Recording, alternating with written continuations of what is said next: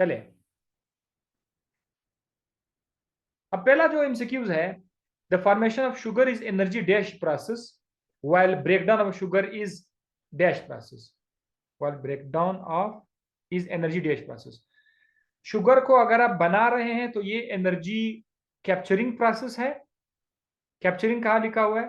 This one, energy capturing. लेकिन दूसरा है जब आप शुगर को तोड़ दोगे तो फिर इसे क्या होगा, एनर्जी रिलीज हो जाती है। सो यहाँ पर विच ऑप्शन इज राइट? ये यहाँ पर तो अवेलेबल ही नहीं है बी सी डी में, क्योंकि पहले कैप्चरिंग आना चाहिए उसके बाद रिलीज होना चाहिए। सो अगर हम लोग बैक चाहिए, सो यहाँ पर जो पहला ऑप्शन है, the formation of sugar is energy dash process while breakdown of glucose energy dash process. So ये वाला ऑप्शन सही है, ए। शुगर का बनना कैप्चर करता है एनर्जी को, और जब वो टूट रहा होता है तो वो रिलीज कर रहा होता है। So this is right. दूसरा क्या कह रहा है? The correct statement about respiration and photosynthesis is, respiration और फोटोसिंथेसिस के बारे में correct statement, respiration occurs during night only. Respiration सिर्फ नाइट के वक्त होता है, गलत। रेस्पिरेशन दिन को भी हो सकता है। Photosynthesis occur during both day and night, गलत। फोटोसिंथेसिस सिर्फ दिन के वक्त हो सकता है। respiration occur during night only while photosynthesis during occurs night and day, गलत। D, respiration occurs during both day and night, ये सही है। respiration दिन के वक्त भी हो सकता है, रात के वक्त भी हो सकता है, जबकि photosynthesis occurs during day only, right. ये वाले एमसीक्यूज बहुत आसान है बनिस्बत जो कुछ मैंने आपको पढ़ाया। मुश्किल पॉइंट्स बनाने वाली चीजें सारी आज आपको मैं बता चुका हूं, उनमें से थोड़ा थोड़ा आज आपको मिल जाएंगे। अदरवाइज अगर मैं आज 200 एमसीक्यूज भी कर लेता तभी काफी ना होता। लेकिन जो कॉन्सेप्ट आज आपके पास स्क्रीन पे मौजूद है, स्क्रीनशॉट आपने ले लिया, आपने देख लिया, उससे आपको कोई भी एमसीक्यूज परेशान नहीं करेगा। This is my guarantee. इंशाल्लाह आपको इस चैप्टर से एमसीक्यूज आ जाएगा ना तो आप बड़े आराम से दे पाओगे, और आएगा जरूर। ये वाला चैप्टर से जरूर एमसीक्यूज आते हैं बायोएनर्जेटिक्स से। Correct statement about compensation point is, compensation point के बारे में करेक्ट स्टेटमेंट क्या है? पिछले से पिछली वीडियो में हमने पढ़ा था कि जब सुबह सुबह अभी तक इतनी ज्यादा फुल लाइट अवेलेबल नहीं हो, या शाम के वक्त जब सूरज गुरूब हो रहा हो उस वक्त भी ज्यादा तेज लाइट नहीं होता, उस वक्त जो है फोटोसिंथेसिस का रफ्तार रेस्पिरेशन के रफ्तार के इक्वल हो जाता है। तो जब फोटोसिंथेसिस और रेस्पिरेशन इक्वल हो जाता है, इसको कहते हैं कंपेंसेशन पॉइंट। और कंपेंसेशन पॉइंट उस वक्त आता है जब लाइट की इंटेंसिटी डिम हो। लाइट की इंटेंसिटी सूरज जैसे जैसे अभी अभी निकल होता है ना स्टार्ट में, जैसे आप सुबह सुबह फजर की नमाज के बाद आप देखते हैं ना, तो उस वक्त इंटेंसिटी, फिर जब सूरज की रोशनी तेज हो जाती है सुबह के वक्त, वो नहीं, उस वक्त तो फोटोसिंथेसिस बहुत आगे जा चुका होता है। और एक शाम के वक्त जैसे जैसे सूरज डूब रहा होता है, गुरूब हो रहा होता है, उस वक्त जो हल्की फुल्की रोशनी होती है, उस हल्की फुल्की रोशनी में जो है ये रफ्तार बराबर हो जाता है। So it occurs at low light intensity.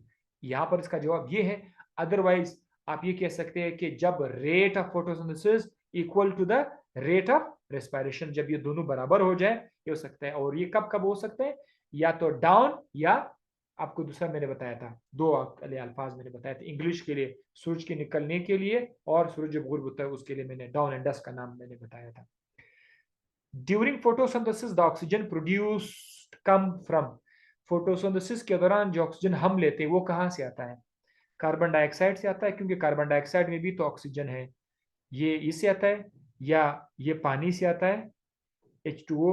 बाकी both both water and carbon dioxide, ये गलत है। ऑक्सीजन सिर्फ और सिर्फ पानी। ये तो मैं जोर जोर से चिल्ला चिल्ला के मैं बता रहा था कि भाई वो ऑक्सीजन दरअसल पानी से आता है। तो right answer is B. During photosynthesis the oxygen produced comes from, दोबारा रिपीट हो गया है। Reducing power, reducing power refers to, reducing power किस चीज का, किस बला का नाम है? Form formation of NADP from NADPH, formation of NAD from NADH, formation of NADPH। ये जो NADPH है ये रिड्यूसिंग पावर है, ये आपको मैं बता चुका हूं। इसके पास इलेक्ट्रॉन है, इसके पास हाइड्रोजन है, यही NADPH जो है जाकर जो है रिडक्शन कर रहा था, अगर आपको याद हो केल्विन साइकिल के अंदर ये रिडक्शन कर रहा था। So this is why it called reducing power. Correct statement about light and dark reaction is this, light और डार्क रिएक्शन के बारे में करेक्ट स्टेटमेंट क्या है? The reducing power is form during dark reaction and use during light reaction. गलत, गलत। Reducing power is form during light reaction, हाँ हाँ लाइट रिएक्शन में बन जाते हैं। And it is consume during dark reaction, ये सही है, बाकी गलत है। Carbon dioxide fixation to sugar occurs, carbon dioxide sugar में फिक्स होता है, कब? कब? कब कार्बन डाइऑक्साइड से शुगर बन जाता है, शुगर बन जाता है? थैलाकोइड सरफेस के ऊपर, inside the thylakoid membrane, in the stroma of chloroplast. In the stroma of chloroplast, ये आपको बता चुके हैं।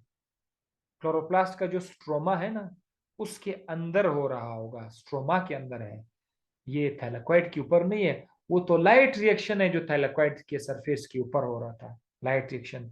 वो जो आपने जेड स्कीम पढ़ा था, साइक्लिक नॉन साइक्लिक फोटोफॉस्फोराइलेशन, वो भला तो इस पे हो रहा था, थैलाकोइड के ऊपर हो रहा था, सरफेस पे हो रहा था। तो ये जगह भी आप लोग नोट क्या करें कि कौन सा प्रोसेस किस जगह पे हो रहा है। Carbon dioxide fixation to sugar occurs at, ये तो हो गया। The dominant process during dark is, dark रात के वक्त कौन सा प्रोसेस ज्यादा चलता है? Photosynthesis, respiration. तो फोटोसिंथेसिस रात के वक्त नहीं है, रेस्पिरेशन रात के वक्त डोमिनेंट है। Wavelength of light more absorb by the chlorophyll is, ये मैं आप पे छोड़ रहा होता हूं। क्लोरोफिल कौन से लाइट को एब्सॉर्ब करते हैं, किस लाइट को एब्सॉर्ब करते हैं, ये आपको पता होना चाहिए, ठीक है? बहुत ज्यादा उसको एब्सॉर्ब करते हैं, वो आपने बताना है, ये मैं आपके लिए छोड़ रहा हूं। The correct statement about light is, light के बारे में करेक्ट स्टेटमेंट, ये बुकिश वो है। Light, all light falling on the leaf surface is absorb, सूरज की रोशनी, तमाम की तमाम रोशनी जो लीफ पर पड़ती है सब एब्जॉर्ब होती है, गलत कह रहे हैं। हालांकि ये असल में था कि तकरीबन तकरीबन सारा का सारा हिस्सा रिफ्लेक्ट, थोड़ा बहुत एब्जॉर्ब हो जाता है, अक्सरियत उड़ जाता है, रिफ्लेक्ट हो जाता है, गलत है। Only 1% of light falling on the leaf is reflected, सिर्फ 1% एब्जॉर्ब हो जाता है। तो उन्होंने कहा कि ये रिफ्लेक्टेड, इन्होंने यहाँ पर रिफ्लेक्ट लिखा हुआ है, तो ये भी गलत है। Almost 100% of light is reflected, सारा का सारा लाइट रिफ्लेक्ट हो जाता है, ये भी तो गलत है। कुछ लाइट तो एब्जॉर्ब होता है। Colour of the plant is due to the light that is reflected, plant का कलर, ग्रीन कलर जो हमें नजर आता है, वो इसलिए क्योंकि जो लाइट रिफ्लेक्ट होता है उस वजह से, ये करेक्ट है। हर चीज का कलर इसलिए वो दिखता है क्योंकि वो लाइट को रिफ्लेक्ट करते हैं। अगर आप देख सकते हैं, अगर आपका ये वाईफाई डिवाइस है, अगर इसका कलर ब्लैक है, सो बहरहाल ब्लैक कलर का तो ये है कि सारे के सारे कलर को ये एब्जॉर्ब करते हैं। ब्लैक चीजें ना, ब्लैक चीजें सारे कलर एब्जॉर्ब करते हैं, सारे कलर रिफ्लेक्ट नहीं करते हैं। जो व्हाइट होते हैं ना, व्हाइट, व्हाइट सारे कलर को रिफ्लेक्ट करते हैं। और कुछ ऐसा कलर, जैसे कि ये कलर है, ठीक है, इस तरह का कोई कलर है, तो इस पे तो रोशनी सब का सब, सारा का सारा रोशनी पड़ रहा है। लेकिन अगर आपको ये ब्लू नजर आ रहा, ग्रीन नजर आ रहा है, तो उसकी वजह ये है कि बाकी कलर्स एब्जॉर्ब हो गए, सिर्फ ग्रीन कलर रिफ्लेक्ट हुआ है। जो कलर रिफ्लेक्ट हुआ है वो दिखता है, हालांकि इस पे सारे कलर्स वो हो रहे हैं। तो कलर की दुनिया कभी, मैंने इस पे एक वीडियो वो किया हुआ है, एक कलर का भी एक अलग दुनिया है, एक अलग सा वो है। Chlorophyll resembles haemoglobin in a sense that, chlorophyll haemoglobin से रिजेंबल करता है। इस एमसीक्यूज को हम आज डिस्कशन में पढ़ चुके हैं, लेकिन अब तो हलवा बन गया है ना। लेकिन आप कोशिश करो कि ऐसे एमसीक्यूज के सवालात आप दे पाओ जो आपने मेरे से सुने नहीं है, लेकिन आपने कॉन्सेप्ट के बेस पर वो करने हैं। और वो कब मुमकिन है? आपके पास जो नोट्स पड़े हुए हैं हर स्टूडेंट के पास, वो खोल दे, उस पर आप प्रैक्टिस करें, तो आपको अंदाजा हो जाएगा कि आप कितने पानी में हैं। Chlorophyll resembles haemoglobin in sense that both have, के दोनों के पास सेंट्रल आयरन है, गलत, सेंट्रल आयरन दोनों के पास नहीं है। Long hydrocarbon chain, long hydrocarbon chain नहीं। अल्फा एंड बीटा चेन नहीं, अल्फा बीटा चेन सिर्फ हेमोग्लोबिन में है, इसमें नहीं है। Porphyrin ring is the correct option, porphyrin ring दोनों में मौजूद है। पोरफायरिन रिंग जिसमें मैग्नीशियम, मिसाल के तौर पर मैग्नीशियम है, और इधर इसके पास एक नाइट्रोजन वाला एक रिंग है, इस तरफ फिर एक नाइट्रोजन वाला रिंग है, इस तरफ फिर एक नाइट्रोजन वाला रिंग है, इस तरफ फिर से एक नाइट्रोजन वाला रिंग है। ठीक है, ये जो नाइट्रोजन की रिंग है ना, इसको पोरफायरिन रिंग कहा जाता है। ये सारा का सारा पोरफायरिन रिंग है। क्लोरोफिल में मैग्नीशियम होगा, हेमोग्लोबिन में इधर मैग्नीशियम के बजाय आयरन होगा। पोरफायरिन तो होगा लेकिन उसमें आयरन होगा। Chlorophyll A and B differ from each other in respect to, A और बी एक दूसरे से फर्क करते हैं किस तरह कि CH3 methyl group in chlorophyll A is replace by the carbonyl group. ये बिल्कुल करेक्ट है कि क्लोरोफिल ए में जो मिथाइल है वो कार्बोनाइल ग्रुप CHO से रिप्लेस होता है। बिल्कुल CHO से रिप्लेस हो जाता है। बाकी OH गलत है, OH का कोई केस नहीं है क्लोरोफिल में, इसमें भी नहीं है। Carbonyl group in chlorophyll A is replaced, नहीं, ये उल्टा लिखा हुआ है। द एक्सेसरी पिगमेंट किसको कहते हैं? तमाम के तमाम केराटिनॉइड्स और क्लोरोफिल बी को कहते हैं। ये डिस्कस हुआ है ना आज। तो the order of transfer of energy during photosynthesis, photosynthesis में एनर्जी कहां से कहां ट्रांसफर होती है? फोटोसिंथेसिस में एनर्जी सबसे पहले केराटिनॉइड पे पड़ेगी, केराटिनॉइड से क्लोरोफिल बी पर आएगी और वहां से क्लोरोफिल ए पर आ जाएगा। ये सीक्वेंस सही है। Reaction centre of photosystem two absorb light best at, photosystem two light को बेस्ट एब्जॉर्ब करते हैं किस पर? 680 नैनोमीटर पर। ये भी आपको याद होगा ना, मेरे से हो सकता है जहन से निकल गया हो लेकिन आपको पता होना चाहिए। फोटोसिस्टम 2 680 है, फोटोसिस्टम 1 700 नैनोमीटर है। Cyclic phosphorylation use, cyclic phosphorylation आपके जहन में आ गया होगा ना। साइक्लिक फॉस्फोराइलेशन यूज करते हैं, इस्तेमाल करते हैं photosystem 1 only, photosystem 2 only, both 1 and 2, none of the above. क्या आपको याद है ये? मुझे मैसेज करके बता सकते हो, करके दिखाओ। One of the following is not a phase of Calvin cycle, इसमें से कौन सा स्टेज केल्विन साइकिल का फेज नहीं है? ABCD, खुद करके दिखाओ। कुछ तो आप लोग भी मुझे दे दो ना, क्योंकि ये इजी है, मैं इसलिए बता रहा हूं। इन केल्विन साइकिल, ये आपने भी मुझे भेज देना है, ठीक है? जिसके पास टाइम है, बाकी मेरे स्टूडेंट्स अक्सर बहुत ज्यादा बिजी होते हैं, ठीक है? जिसके पास टाइम है वो मुझे भेज दीजिए, ठीक है? मुझे भी पता चल जाएगा।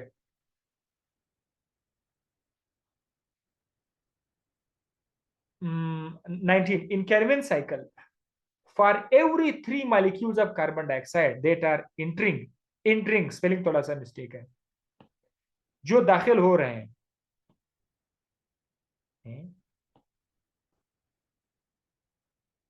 Right, in Calvin cycle for every 3 molecules of carbon dioxide that are entering, मतलब हर 3 कार्बन डाइऑक्साइड जो दाखिल हो रहे हैं, and combining with 3 molecules of RUBP, वो मिल रहे हैं उसके साथ, तो क्या होगा? Only 6 molecule of G3P 16 carbon बन जाते हैं। Only 3 molecules of G3P 18 carbon बन जाते हैं। Only 6 molecule of G3P 18 carbon बन जाते हैं। Only 6 glucose molecules are produce. ये जो आप लोग मुझे इसका जवाब देंगे ना, तो मुझे बहुत ज्यादा सुकून मिलेगा कि यार जो आज ख्वारी मैंने मेहनत की वो रंग लाया। करके दिखाओ उसको भी। 20, the site for glucoglycolysis is dash dash and it takes place in dash dash. Glycolysis जो है, it takes place in dash dash condition, यहाँ पर लिखा हुआ है कंडीशन। तो ये कहता है कि ग्लाइकोलाइसिस फलानी जगह पर होता है और ये इस तरह के हालात में होता है। तो आप जगह बताओ और हालात बताओ।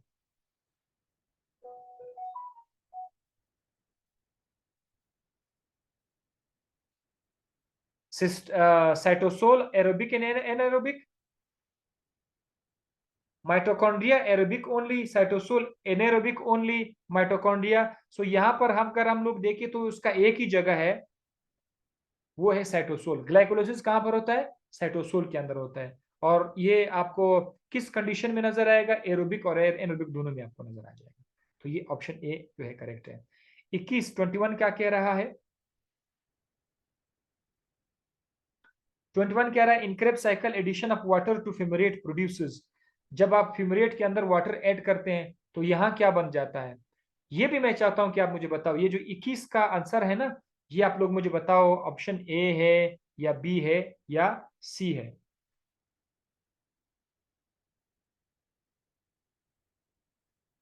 ठीक है, तो ये कुछ क्वेश्चंस है, ये आप लोग मुझे बताओ।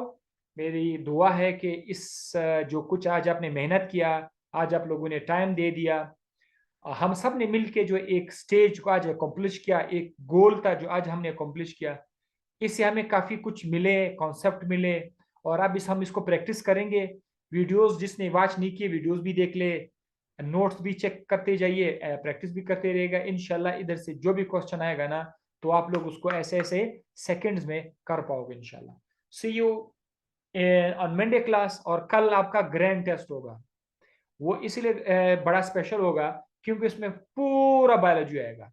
फर्स्ट ईयर कंप्लीट बायोलॉजी, जितना चैप्टर्स हमने पढ़े हुए हैं, डिस्कस किए, सबसे मैं इंशाल्लाह एमसीक्यूज लाऊंगा। तो कल इंशाल्लाह आपका टेस्ट होगा। See you in the test इंशाल्लाह, and then on Monday with next new topic.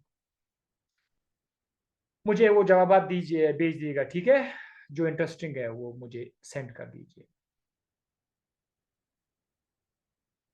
Bye bye.